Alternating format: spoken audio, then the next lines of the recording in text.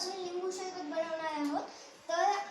तर आम्ही एका पातेल्यामध्ये एक ग्लास पाण्यासोबत थोडं 1 वाटी गूळ हलवून घेतलेला आहे।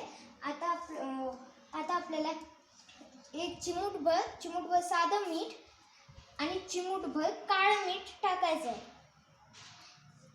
हे झाल्याच्या नंतर आपल्याला ह्याच्यात थोडं लिंबू पिळून घ्यायचं आहे।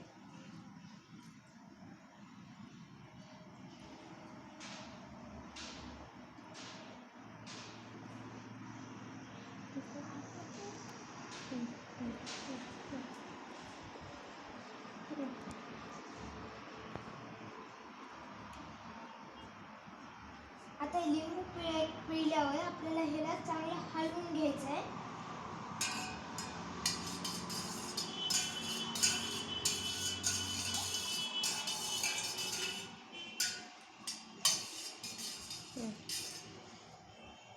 हलवल्याच्या नंतर आपल्याला एका ग्लासवर याला सजवून घ्यायचं आहे।